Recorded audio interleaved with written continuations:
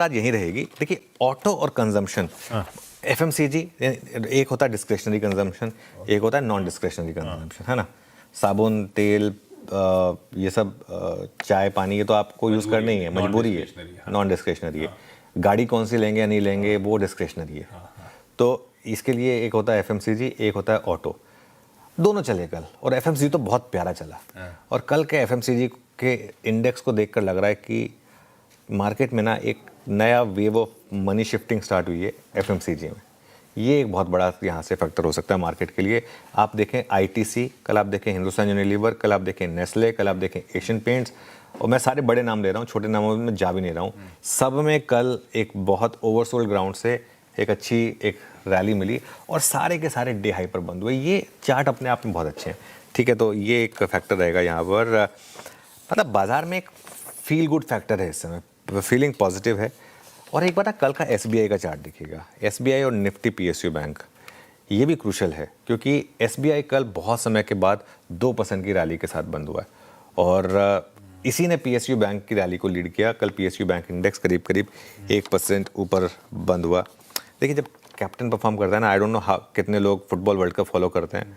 कल जो Harry Kane ने किया, जब 76 मिनट तक इंग्लैंड 1-0 से डाउन था, उसके बाद 2 शानदार गोल मार के सिंगल हैंडेडली मैच जिता दिया। तो वो एसबीआई का यही काम है, वो पीएसयू बैंक को अगर जब लीड करता है तो इसी तरीके से लीड करता है, ठीक है। अच्छा एक और चीज़, पिछली सीरीज़ में जब लास्ट 2-3 दिन चल रहे थे, एक हमने व्यू लिया था कि इसको ना आप ट्रेंड मत समझिए। एक्सपायरी रिलेटेड वीकनेस जो है वो पिछली सीरीज़ के आखिरी के 2-3 दिन में आई थी। वो एक टिपिकल गिरावट थी जो पिछले 2 से 3 दिन में आई थी। लेकिन उस गिरावट में अगर आप देखें तो ना तो निफ्टी ने और ना बैंक निफ्टी ने 20 डेमा को ब्रेक किया। ये निफ्टी का 20 डेमा हम ऑलरेडी दिखा चुके हैं, ये एक बार फिर दिखा देता हूँ आपको। उसके ऊपर ही हैं हम, 23,850 के आसपास है। बैंक निफ्टी का भी रखिएगा 20 डेमा वाला चार्ट। बैंक निफ्टी में 20 डेमा करीब करीब 57,100 पर था, और बैंक निफ्टी में तो बहुत ही क्लीन है, मतलब हम जा ही नहीं रहे उस लेवल की तरफ। और एकदम आप गिन के देख लीजिए, गिनती के 3 रेड कैंडल है बैंक निफ्टी में पिछले कई दिनों की कैंडल्स में, गिनती के 3 रेड कैंडल्स। एक वो छोटी सी रेड है अलग से, उसको चलिए इग्नोर कर देते हैं, लेकिन आप ओवरऑल देखिए शानदार मूव। और निफ्टी में अब मैं बात बताऊं, अभी भी हम एक बहुत बड़े लेवल से दूर हैं, वो है 200 day moving average. 200 day moving average है 24,850 पर, मतलब यहाँ से अभी भी एक स्कोप है। डाउन साइड 23,850, अप साइड 24,850, ठीक है। अब एक और चीज़ है विप्रो का एडीआर कल 17% गिरा है। क्यों निफ्टी बियॉन्ड अ पॉइंट नहीं चल पाता? क्योंकि बहुत बड़ी गिरावट आईटी से आ रही है, ठीक है। आईटी में इस समय एक एग्जिस्टेंशियल क्राइसिस है, और एक बार आईटी इंडेक्स का 6 महीने का चार्ट रखिएगा।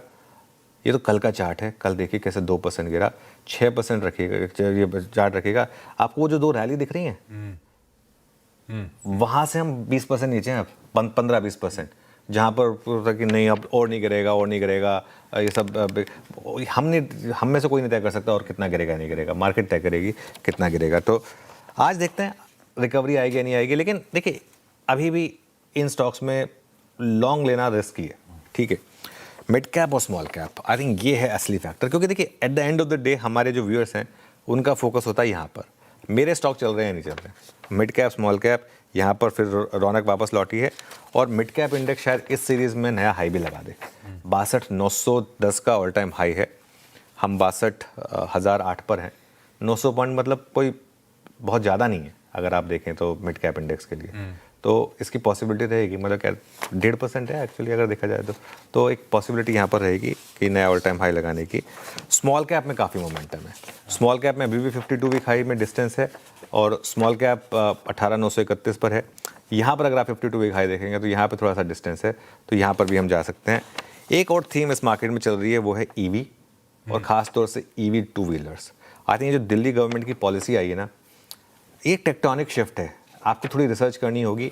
काफ़ी स्टॉक्स हैं ईवी 2 व्हीलर्स के या उसके इकोसिस्टम से जुड़े हुए, लेकिन थोड़ी आपको रिसर्च करनी होगी, है ना। मतलब ये नहीं है कि सिर्फ एक जो नाम दिमाग में आया 3 डिजिट का वो ले लिया और बैठ गए उसको लेके, वो 3 लेटर्स का, ठीक है, वो लेके बैठ गए, ऐसा नहीं। थोड़ा सा आपको रिसर्च करनी होगी और अच्छे एक शेयर्स निकालने होंगे, और करेंगे तो मिल जाएंगे स्टॉक्स।